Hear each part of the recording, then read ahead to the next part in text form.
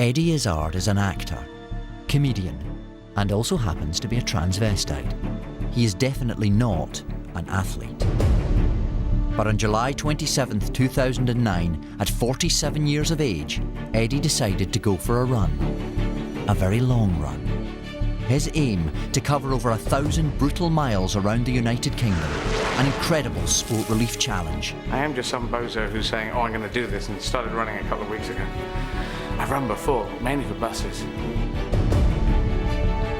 He will run through England, Wales, Northern Ireland and Scotland. A marathon a day, 6 days a week, for 8 weeks. Trailed by his own ice cream van, he'll encourage the nation to donate and run with him. I'm interested in people. It's hopefully an adventure that can be fun. But with little training, experience or preparation, this truly is a lunatic adventure. If you carry on running, you might not even make it to the last day. One man's mad struggle to run some of Britain's toughest terrain. It's just me and my body, and can I make it? And attempt something truly extraordinary.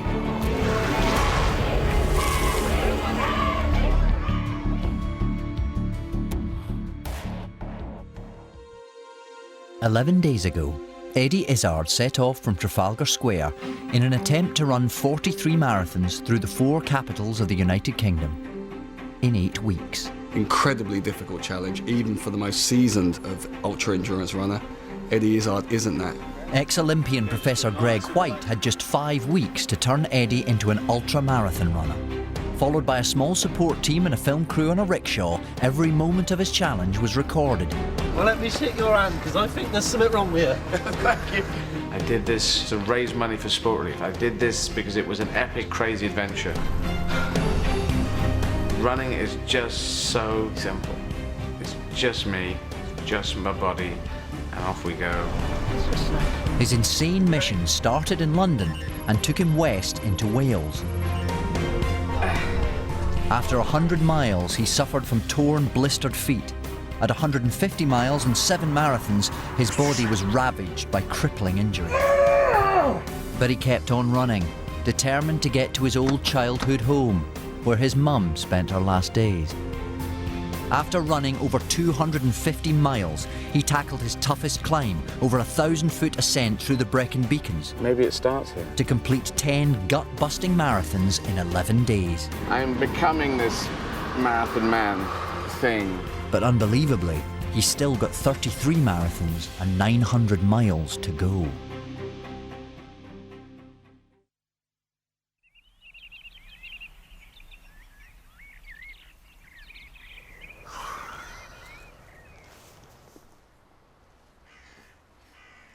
It's 8 a.m. and Eddie is warming up for his 11th marathon. Word of his achievement is spreading and a film crew have arrived for a live television interview. I think running is very primal. We used to actually hunt in this way. Slightly crazy, and my feet, as you can see, are sort of slightly disintegrating. But I'll make it, because I'm sort of determined. Up here I'm determined. My body isn't really determined, but my brain is. Eddie is rising to the challenge for sport relief, helping raise money for charity projects in the UK and abroad. So far, he's covered nearly 300 miles, arriving in mid-Wales. But he's still got 900 miles to go. His route will take him north through Liverpool and into Scotland. From there, he'll catch a ferry to Belfast, where he'll visit a sport relief project. He'll then continue his mega marathon across Northern Ireland and finally run from Glasgow down to London. My personal journey is to see the United Kingdom all the way round, because most people don't, and I'd already found it quite beautiful as a stand-up to go and play places like Shetland, Orkney. I find that interesting, and then to go and run there is great, and while I'm doing that, I can pick up on places that I have been in my childhood. Eddie sets off on his 11th marathon. He's focused on the next stage of his personal journey, reaching the Lake District 180 miles away, a place that had a profound effect on him when he holidayed there as a boy. But after just half an hour, he pulls up in agony. And he said he was in so much pain as he was running down that's the first 5 miles. He's usually really, really fresh, and he seems to have plenty of energy, but he's in pain, real pain. Joe, his sports therapist, assesses the damage. Right there, yeah. For the last week, Eddie has suffered from painful blisters. but a new problem is making the pain worse than ever. The skin around the toe, which is softened up and is kind of a bit loose from where we treated the blisters, is flapping off and coming away. There's like a crevice, almost like a hole, where the toenails are ready to come out of the bed. Yeah. Sorry. If the toenail comes off, it will be too painful to run.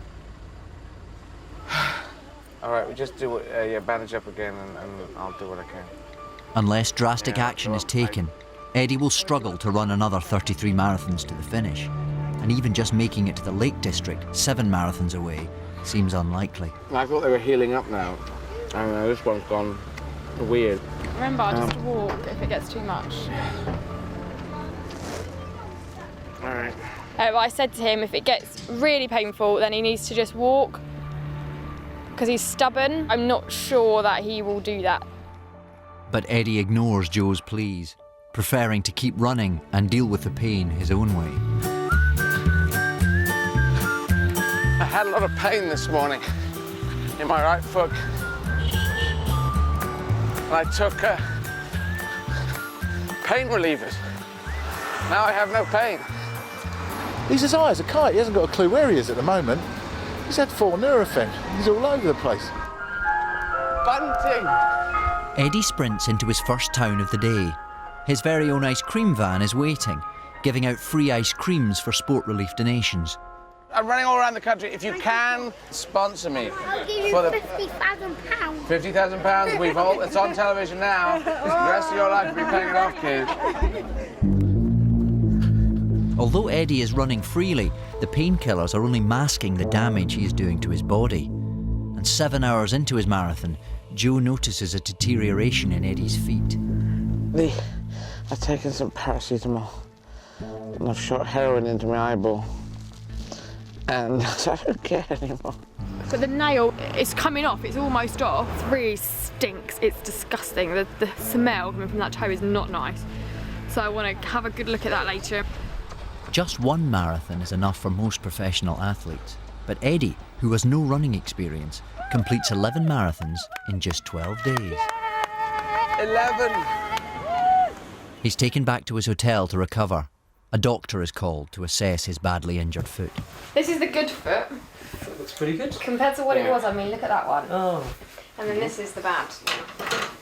Because it's the shear force, because every time you run, that sort of pushes against it. He must be in pain all the time, and I know he's putting a very brave face on it. Eddie has subjected his feet to over 300 miles of constant pounding, causing the skin on his toe to wear away.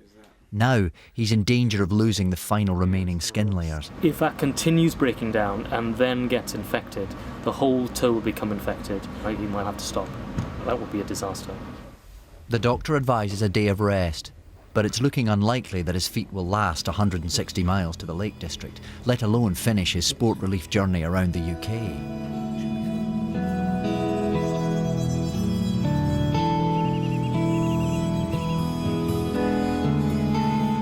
A day off yesterday was a really good idea actually, because it gave Eddie's feet just a chance to heal. Feeling refreshed after his day off and his toe partially healed, Eddie starts his 12th marathon at a blistering pace. Despite his injuries, he's decided to try and set his fastest ever time. All my marathons have been endurance. None of them have been speed. And I'm playing around with an idea of trying to get 4 hours. 4-hour marathon.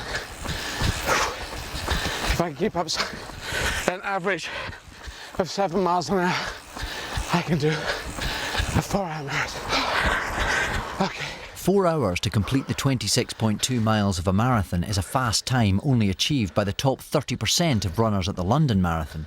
Eddie's fastest time so far is 8 hours. I don't know whether the foot will hold out my energy. I don't know what will happen.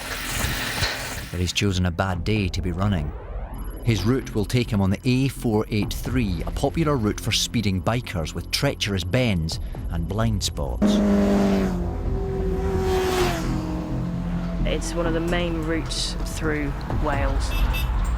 There's no pavement, it's two-way traffic, so Eddie's going to have to be very vigilant. He's set off today at an incredible pace, doing 7, 8 mile an hour, places he's sprinting on a road that is so incredibly dangerous. I mean, there's little floral tribute memorials as you go along where people have been killed on that road. Look, flowers, someone died here. To break 4 hours, Eddie has to negotiate each bend and just hope that by waving his flag and staying alert, he avoids being hit. Well, I am very wary of these roads, because like when I stop to cross, I have to look back and I'm getting casual sometimes. Now, if I'm running on that side into the traffic, that's how it should be by the highway code, because I can see everything coming down this side. Trouble is, some bastards decide to overtake right at this point. So even just doing that could mean goodbye, forget it, end of life.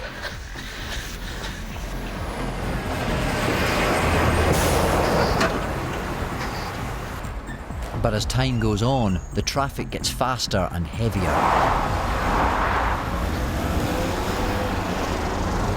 Without any pavement for safety, Eddie is running head-on into the traffic. How? Jesus Christ! Did you see that car John was driving to me? Oh, it was, because we thought, was this our angle or something? Because it just looked like it went... He came straight at me, I started waving the flag, and he's come back, I was waving the flag, he went right by there. You see that? Yeah. Despite his close call, Eddie's determined to finish in under 4 hours. Right now, he's on target to make it. He even wants to test himself at 2-hour world record pace. 2 hours is you're keeping a constant average of just over 13 miles an hour. And think of this, I'm doing 7.4 now, so that's twice as fast as I'm going. Let's try 13 miles an hour. Speed up, Ted. I'll show you what 13 feels like.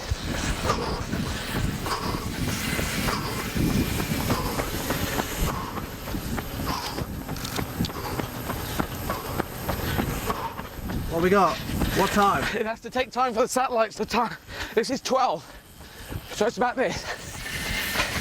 This for 2 hours. Bloody hell. At this pace, Eddie's running out of energy and stops the support team for more fuel. I did that burst of 13 miles an hour and thought, that's a bit stupid. 13? Yeah, I wanted to show them what the Olympic pace is. Oh my God. So I took it up to 13. The team don't agree with Eddie's approach. He's putting extra strain on his body that is still recovering from injury after running 11 marathons. He's done all that sprinting, he's been on the painkillers, he's feeling great, he's run off 7, 8 miles an hour. Their painkillers are now wearing off 2 or 3 hours down the line. Yeah, I don't think it's a sensible thing to do. Shit.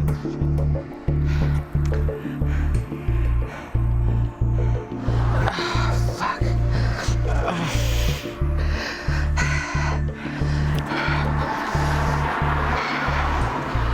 I think he's stupid. Got a bloody injury to his foot, and now he wants to try and run a marathon in 4 hours, which is just bizarre. And now he's got a sore hip, and now he's got a sore knee, all because he's running faster. And he's still got another, 5 weeks to go. In just 4 hours, Eddie has run 20 miles. But by running at this pace, he's now in agony. The pain just shoveled me over to the other side. So, bollocks. It felt good to be running. God damn toe.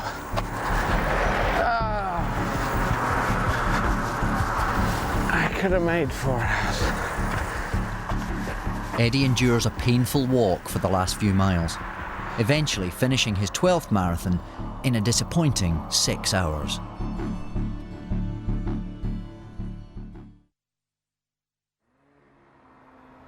Eddie's put his whole challenge in jeopardy by trying to run a fast time.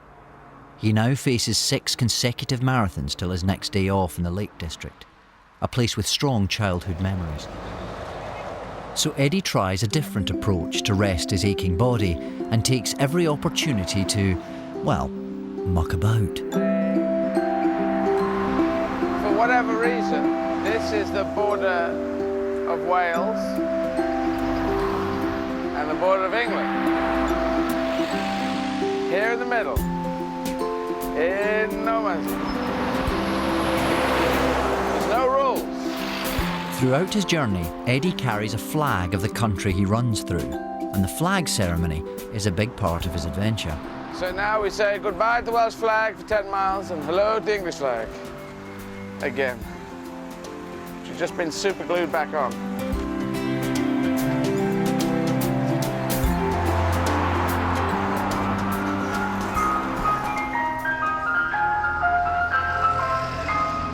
Eddie takes all morning to reach his first town of the day. Shut that bloody noise off! We have gone mad for green suit. And now he fancies a spot of lunch. Do you want a coffee? Can I eat your shop? Yeah, coffee. Yeah, do you want it? Can I have a skinny latte? Skinny latte? Skinny latte. How many miles are you doing on your bike? This is my bike. They're called legs. I'm not on a bike. How many are you going to do altogether then? I'm going to do 40 marathons, I think. I'm going to run millions and zillions of miles with the power of that ice cream. And whoosh! And now I go. Eddie leaves full of good cheer and latte, but just a few miles up the road, his laid-back approach backfires.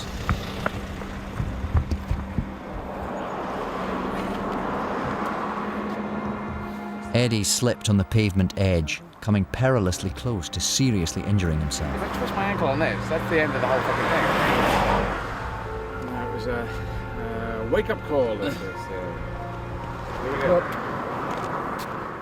With another 820 miles of his challenge left, he tentatively runs on, needing some Dutch courage to steady the nerves.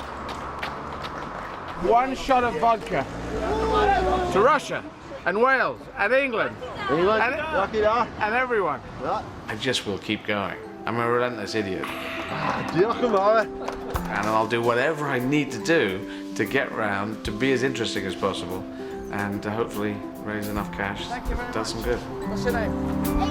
Angel. Thank you very much. Eddie realises that each step could be his last. He remembers the importance of his sport relief mission to focus on running and generate support. I'm a bit sweaty. Oh, I don't care, I don't care. Where are you running to? To Belfast. To Belfast. You're running to Belfast? Yeah. Honestly? I like doing one thing that does several things. Health, raise money, make an adventure, maybe inspire a kid. You'll be like one of those sporting heroes. 4 or 5 things you can do with one thing. I love that. I just love that. Running with the boys gives him a chance to feel young again. He races them in a sprint to finish in 10 hours, one of his slowest times. But he doesn't care. For the first time in ages, he seems unaffected by the effort. They certainly killed me. You're really trying as well, weren't you? I was really trying. Who won that? Who won? You winner?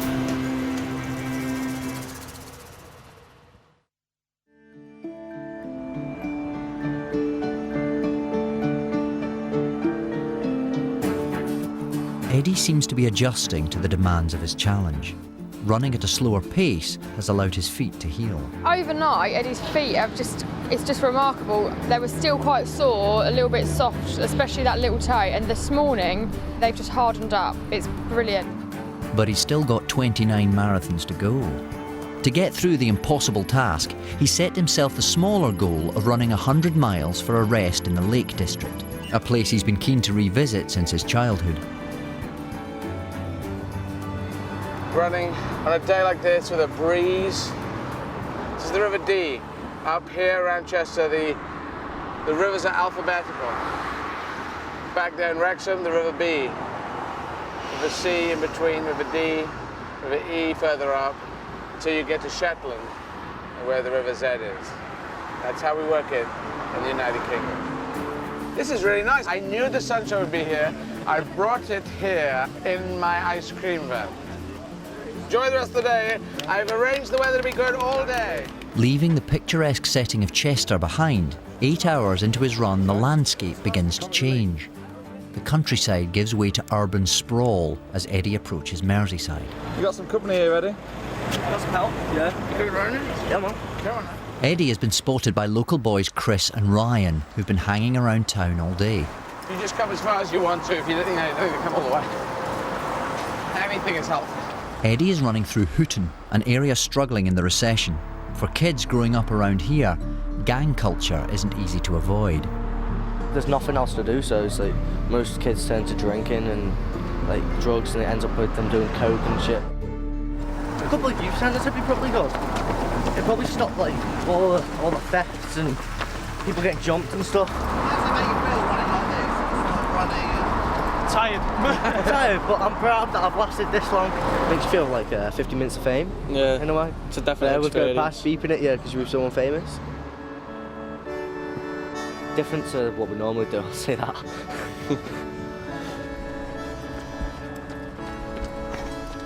Chris and Ryan keep pace with Eddie for 6 miles, a great achievement, and Eddie finishes his 14th marathon. There we go. Thank you. Good luck to Eddie. It's inspirational what he's doing. He's going across the country and he's helping. He's doing it for a good cause. Eddie's completed 14 marathons in 16 days. For his 15th, he's taking the most direct route to the Lake District. He's already run 5 miles to the Mersey. Now he has to take a ferry to cross it into Liverpool. I'm playing there. That's the arena.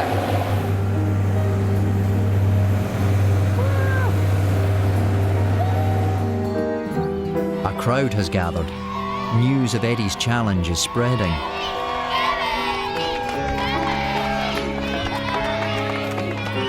Thank you. It's great that you're here.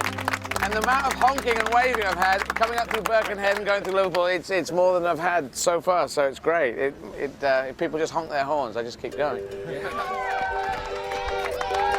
Cheers. Hi. I just think the word's out now. I think we'll find, as we go to bigger towns and cities, that more and more people know.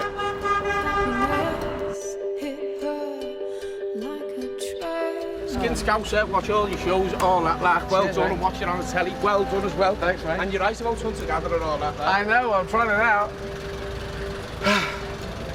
Can I get a lift? There's a real buzz in Liverpool, and he seems to be attracting new fans.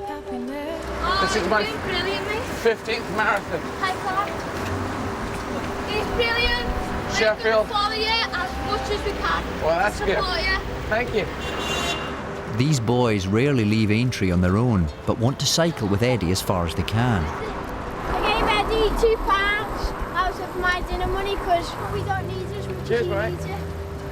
Dylan, thanks very much. That's great. When people came unexpectedly, that was the best thing. And the 2 kids who cycled with me, and they kept saying they wanted to go further. They wanted to go all the way. Their mum has said, yeah, it's fine as long as they're safe. We found 2 crash helmets, we found 2 Ivy's jackets.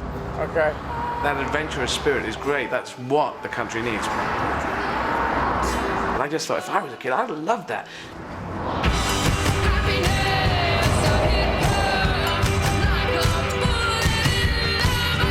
Dylan there just is in a world of his own. He's not even tired. Are you feeling tired? Yeah, knackered. Run fast for your mother, run fast for your father. Yeah, it's tough. We're only at 17 miles. Just pretend there's a massive pepperoni pizza at the end. This is the furthest I've ever been as well. I think this is well the furthest. I'm going to tell my mum tonight that it's well been the best day I could ever have. Eddie finishes his 15th marathon, but the last 9 miles were a real effort. After 15 marathons in 17 days, Eddie's exhausted, and he's still got another 3 marathons before his 1 rest day at the Lake District. He asks a nutritional expert to join him, hoping he can help him complete the remaining 28 marathons of his Sport Relief Challenge. Your average male sedentary person needs about 2,000 to 2,500 calories a day to survive. Right. So you're thinking you're burning 6,000 to 7,000, then yeah, you can eat quite a lot, but I never get bored. vegetables, you never get bored of eating. No, not bored of potatoes. I love it. Running on empty, the expert realises Eddie has no nutritional discipline, with ice cream his snack of choice. Setting in. Treats are there to be had and enjoy, but when you're doing a challenge like this, then you really got to look after your nutrition. So far, in his mega marathon around the UK, Eddie has been eating ice cream 99s Statue of Liberty. and ice lolly calippos when he's felt the need to. Calippos are made out of calipers and hippos. But due to the circumstances, other food supplements have been on hand. I've got a secret stash of goods in the car that Eddie, likes to dip into when nobody knows, like the nutritionists and everything. And here is a secret stash of everything that is good for a runner. These ones here have got breakfast cereal in them, so they're really, really good for you. Not very strict at the moment. Sort of gone back to eating any old rubbish. If you can really get the nutrition right, then the second half of this adventure around the UK will be a lot more pleasant.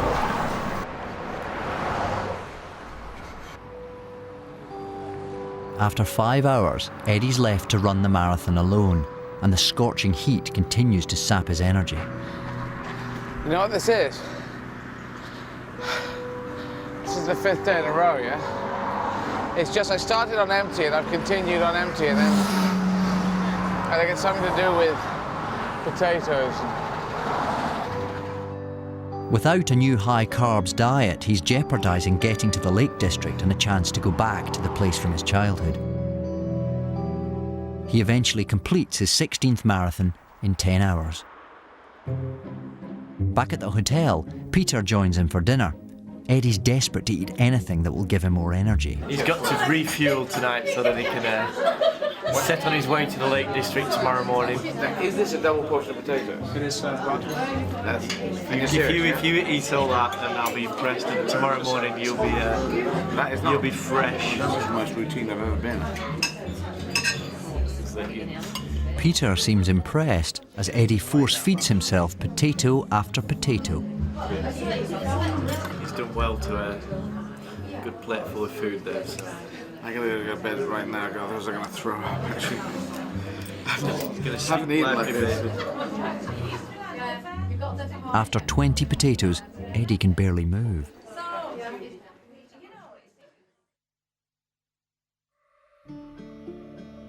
The following morning, nutrition is still Eddie's main concern. I felt sick after eating the potatoes last night. I've never been sick of potatoes. Pete, the expert, was saying that people wake up in the morning and eat pasta and omelettes for breakfast. Wee. I've eaten so much food that I don't care about anything. I'm just gonna run. Despite having a huge breakfast, Eddie figures by continuing to cram more food into himself, he'll get the kickstart he needs.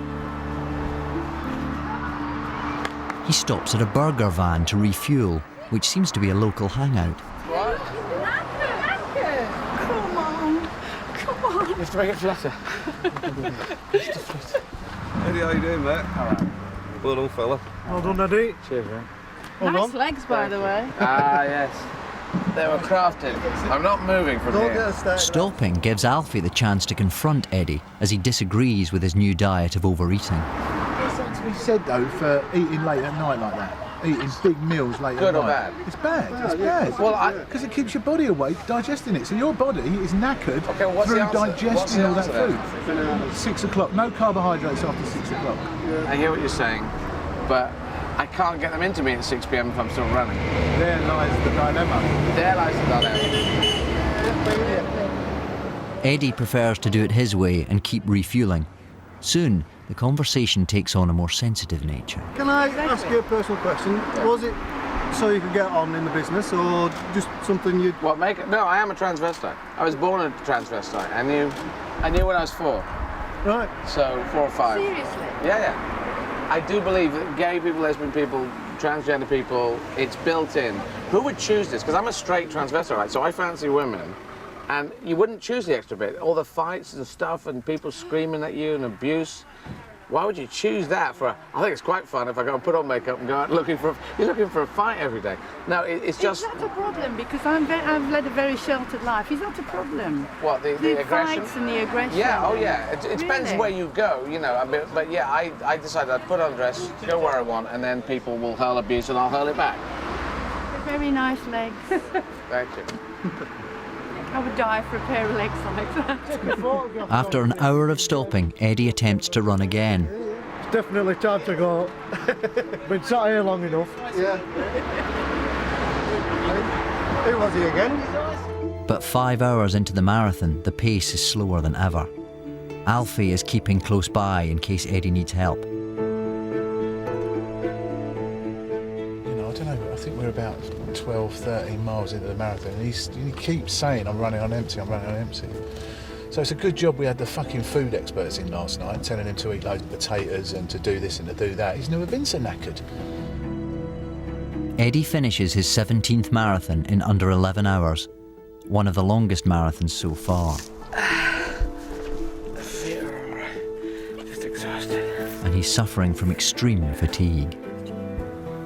Feel hungry?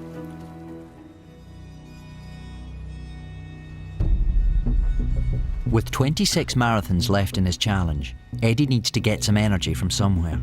Fortunately, he's just got to finish today's marathon to have a rest. Tomorrow's the day off. This morning I had a double bowl of porridge. Bacon, toasties, toast and marmalade. I think I need a chef. But he's more determined than ever to finish today, as he wants to revisit a place in the lakes that holds strong childhood memories for him. And as an added incentive, he wants to perform a special stand-up gig to say thank you to the public. Hell. I thought it was the Lake District, not the Hill District. His route is a tortuous ascent in one of the Lake District's most isolated regions.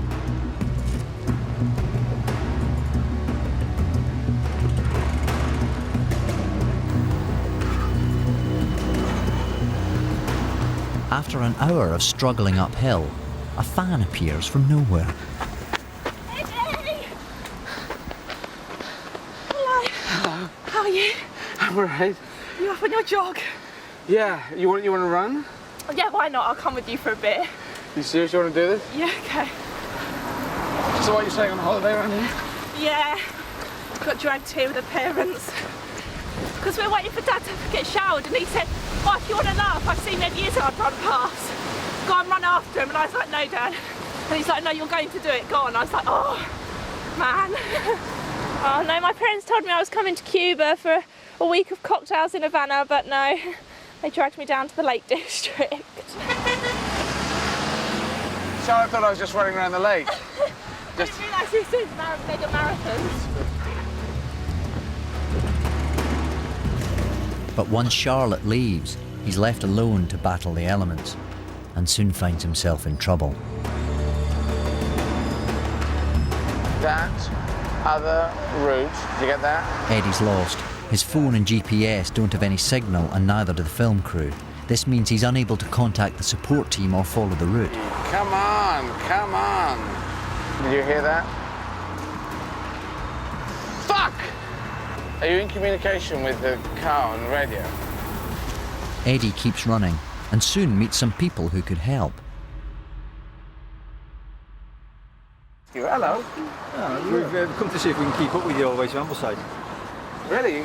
Let's go. Luckily for Eddie, the Ambleside Mountain Rescue Team know this area well and decide to escort him part of the way. Well, like Ambleside, we cover a large area right in the heart of the Lake District.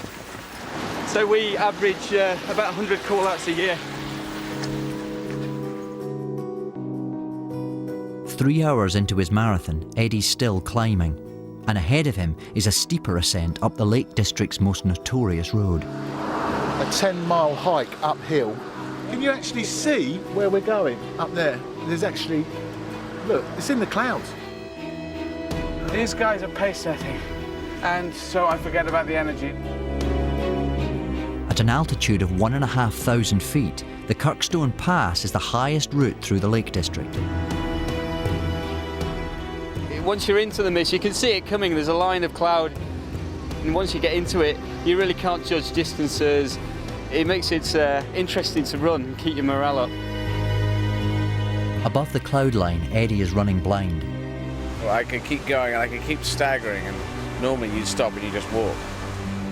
Ignoring the extreme fatigue, he powers on, inspired by the people around him. If you've got other people to talk to, that is the simple best way of taking your mind off everything. You can chat, you can discuss, and then time drifts by.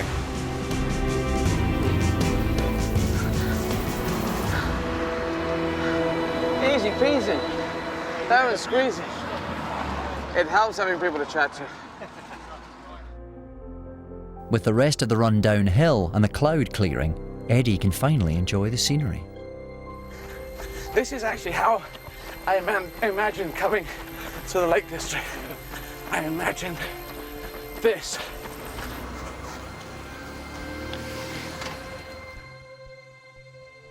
Eddie's route takes him around Lake Ullswater. A mile from the finishing line, he spots something familiar. Where are we, Eddie? This is Lake Ullswater. This is the Outward Bound Trust entrance around there. Eddie has reached the place from his past he was so determined to find. As a child, he came here on holiday with his brother. It was a coming-of-age experience that made a very strong impression on his life. I think it was the last time I did camping. It's, again, not exactly primal, but getting back to that primal place, which I just have missed.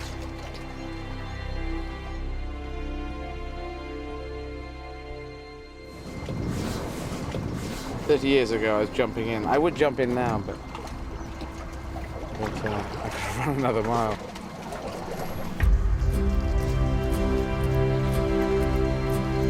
Moved by his discovery, Eddie finishes his marathon 18 marathons. and then returns to the lake he swam in so many years ago. I need to put my legs into an ice bath up to a half an hour, not later than half an hour after I finish a marathon. The freezing water will repair the damage he's done to his muscles after a marathon. In the old days, in 7 o'clock, when I was doing the Outward Bound course, 7 o'clock in the morning, I think, we jumped off this jetty into the lake, and that was freezing. As the present Outward Bounds class arrive at the jetty, Eddie realises that ever since his mother died when he was 6, he's locked away his childhood memories.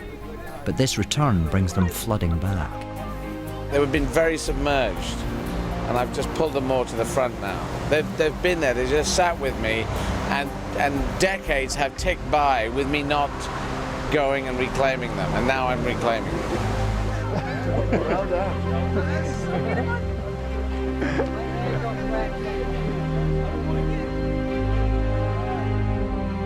Finally, Eddie has a recovery day, and he can achieve his goal of performing an intimate stand-up gig. Hello there. Same as usual, music out, on you go. His boyhood memories and adventurous spirit feeds much of his stand-up material. My mum died when I was 6, and so I've locked that child in, and that's the child that plays when I do stand-up, is really that 6-year-old with the brain of an adult, so I can infuse that playfulness with all these ideas. I have to write out a little list, but I will keep my best to write a list, just like a set list.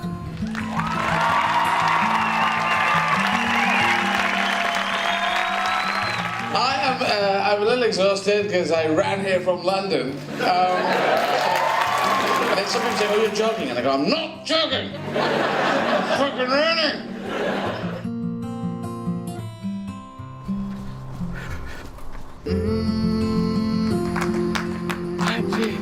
What is interesting, because I've been running around and meeting people, I'm trying to tap into the primal thing. 350 generations ago, we were hunting. We know we're not designed for this and a cake.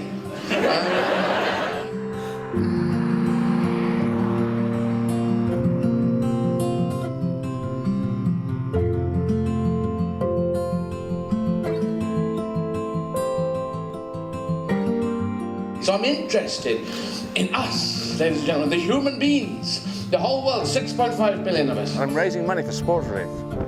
And if you possibly could make a donation, And I've met them on the road, ladies and gentlemen, running past them, and 99% of them are really interesting and fun and honk the horns and wave, and 1% of them try to kill me. I do have an image, which I'm trying to push away, of them just clipping me, you know? He was doing rips. And what's up? You know, if they just clip me, that's it. Bloody hell, one had a boat on it. Bloody hell, that was scary. So if I step left, I'm gone. Eddie has run another 3 marathons into the west of Scotland. But he still has another 22 marathons to go if he's going to finish in London. He seems driven not just by the achievement of completing his challenge and raising money for sport relief, but by a need to continue his personal journey. And he's heading to his old home in Bangor, Northern Ireland, a place where he had some of his happiest memories with his mum.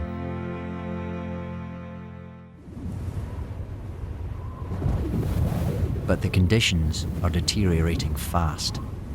Today is particularly horrible, and there was a chance of weather warnings being issued with the heavy rain. In order to catch a ferry to his home in Northern Ireland, he must run along the A75, which is congested with heavy lorries. It's a really dangerous road, and on the way to the starting point, I saw 2 cars being pulled out of ditches, so there are a lot of cars just losing control. It's going to require all of Eddie's mental stamina to keep running. And the weather has turned into this, which isn't the fault of anything but God and the weather gods have given us this. And so it is, this is kind of miserable. Running in this. If I was crying, you wouldn't know. Let's turn back. Have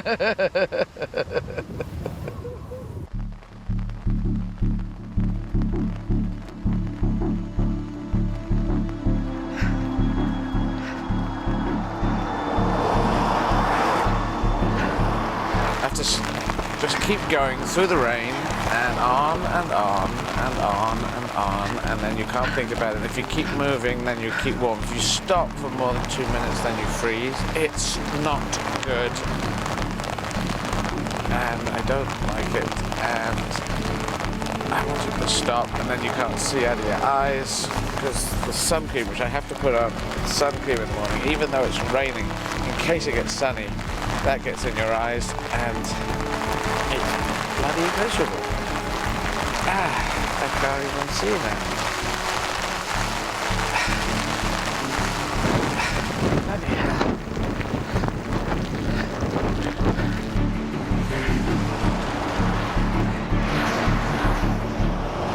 Eddie has been running for 2 hours, and the rain is showing no signs of abating.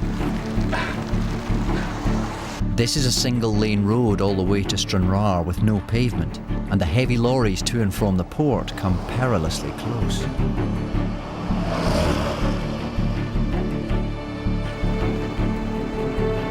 I've seen so many dead things in the road. Complete fox's neck broken, entrails spilled everywhere. Ted got out and took the fox out of the road. Yeah, instantaneous death.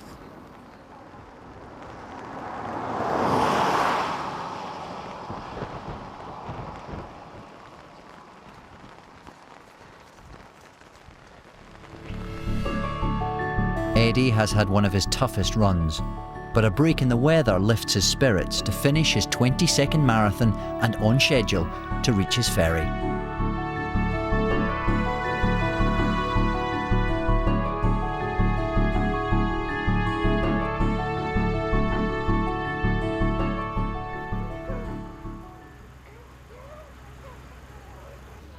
This last marathon today takes me to Stranraer. That feels quite an achievement. And to have finally got there 23 marathons, it's and that really is halfway. And then I'm going back to where I used to live as a kid. But to reach his old home and catch the ferry on time, he must tackle the same road. And a police escort has arrived to take him through the next 2 miles. Hello. It's the first time I've had a police escort anyway. But there's some bad bends that we have had accidents in the past. We obviously don't want you to be suffering any fate like that. Eddie begins running with a police car behind. It'll stop cars overtaking him on blind bends, reducing the chances of an accident. I got 2 miles, which I'm probably going to stack up the traffic behind me. It would bug me if someone off the telly was holding me up when I'm trying to catch a ferry or do some work.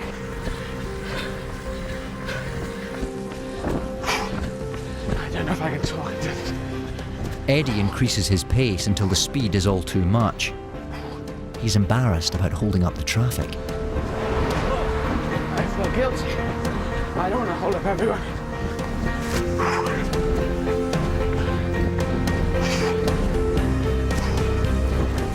After 20 minutes of uphill running, the traffic is finally allowed to pass.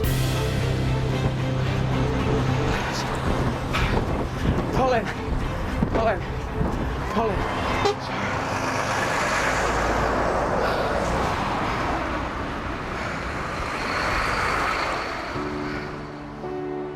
He continues his fast pace to the finish. For most runners, 1 marathon is enough, but Eddie, an unfit and untrained comedian, has so far achieved the impossible.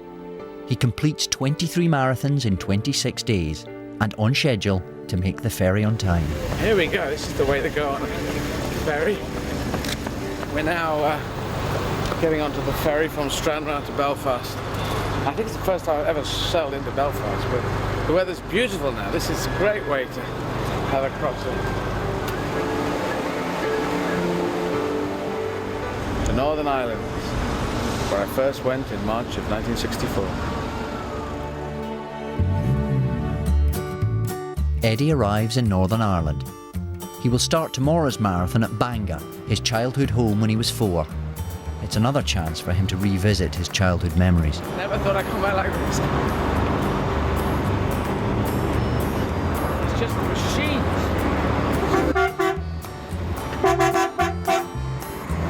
I lived here from March 64 to October 67, and it was brilliant. It was before the Troubles, and I didn't know about those anyway, and my mum was alive. So lovely. Covered in bees indeed. Well, my mum was alive till I was 6, and then I never saw her ever again. And to everyone who's had a bereavement, they'll know that the cutoff is so absolute. And if you didn't know it was coming, I don't know if it's better, but I didn't know it was coming. She was just ill. I thought she would get better. And boom. So I locked in all my childhood. I remember a lot of this. Before 06, I remember Bangor, I remember 5 Asher Drive, I remember the house, I remember playing with the kids. And that whole childhood I had, I remember that. A lot of memories that I locked in and I've held on to like this. 40 years ago.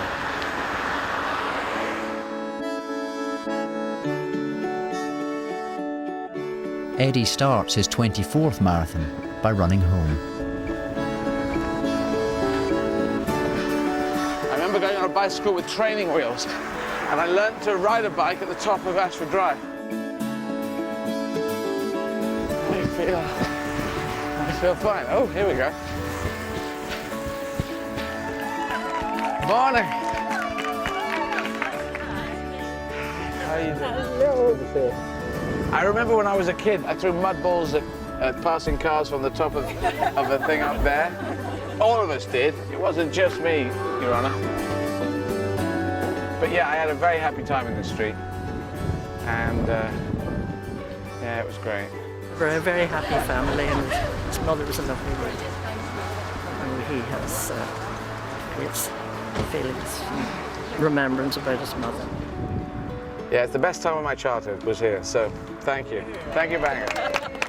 I have a strange flag which you haven't seen in Northern Ireland. It's the green of your football team with the dove of peace, the white dove of peace. Lovely.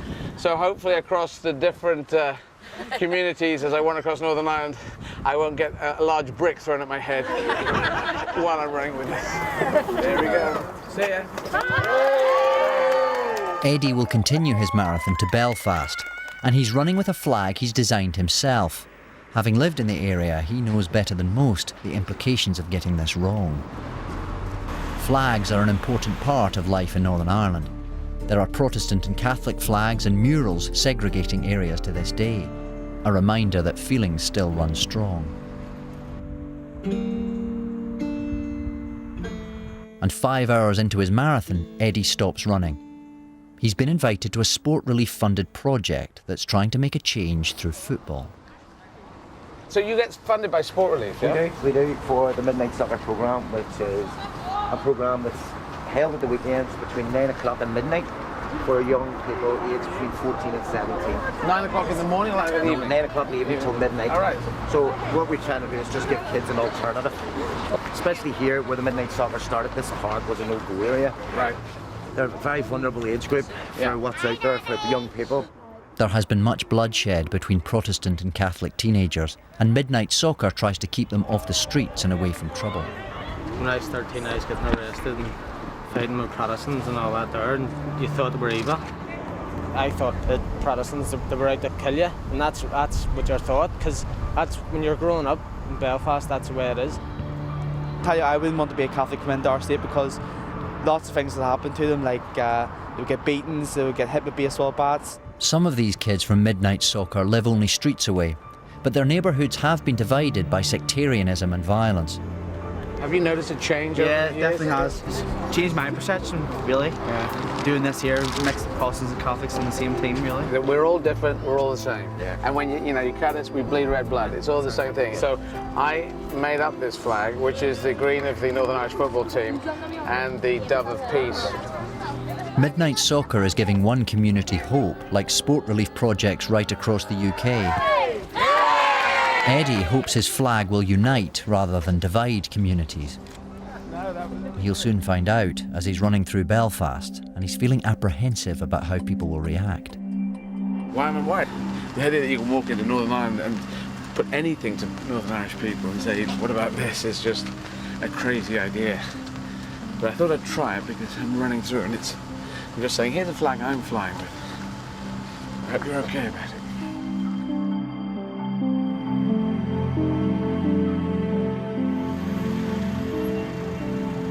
Just as he begins, he's joined by some locals. Adele is a Catholic and Tony's Protestant, and I'm an atheist. So this is perfect. And I'm running with a flag that is not contained in the street, and it should be okay. This is modern Belfast, so there's still, feelings still run deep.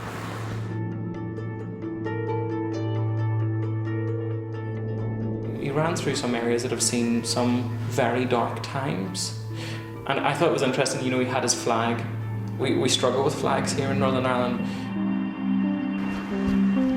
8 hours into the marathon, Tony takes Eddie off route to the Shankill area, which has witnessed some of the worst atrocities seen in Northern Ireland.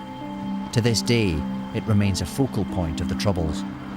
When I was in my senior years in school, there was a big bomb on the Shankill. An IRA man, or two IRA men walked in with a bomb. One of them was actually killed himself, but I think there was 10 people killed.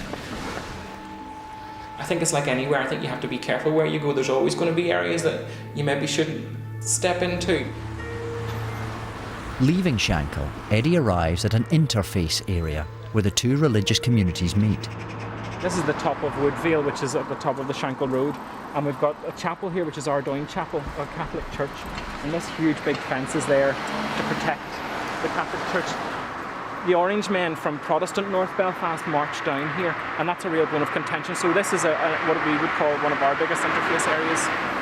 It's a shame because the people around, we do want peace. This is my area, this is where I'm from, and we do want peace, but unfortunately there is still that little underlying tension at times, and hopefully as we continue to move forward then that will all change. After making so many stops, he's now battling to finish before the sun goes down.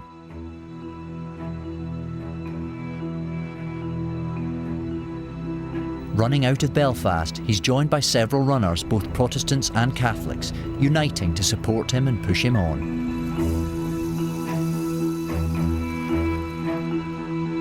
The support team wait for Eddie at the finish, but no one's heard from him in over an hour. What's the time now? So now it is 5:09 and it's pitch black. Eddie finishes his 24th marathon, his longest day so far.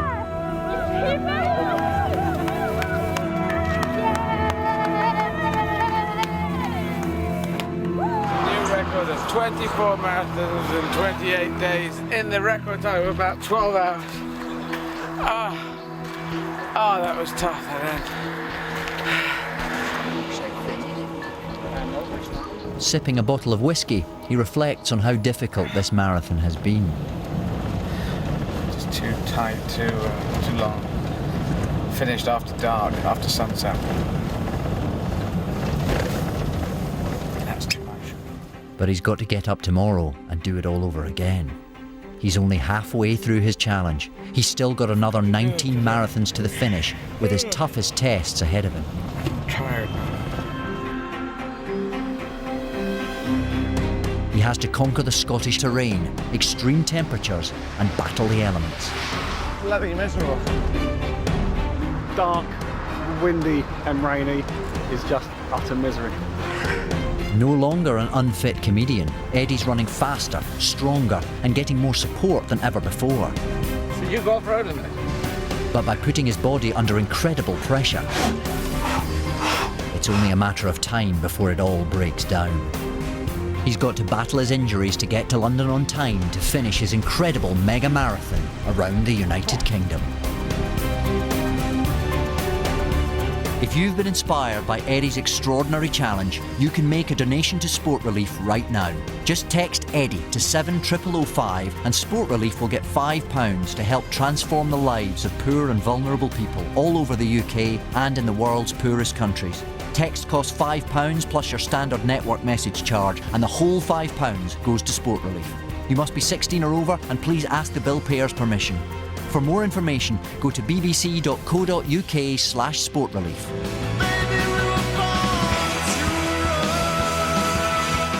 And that continues with the final leg of his journey next Thursday at 10:30.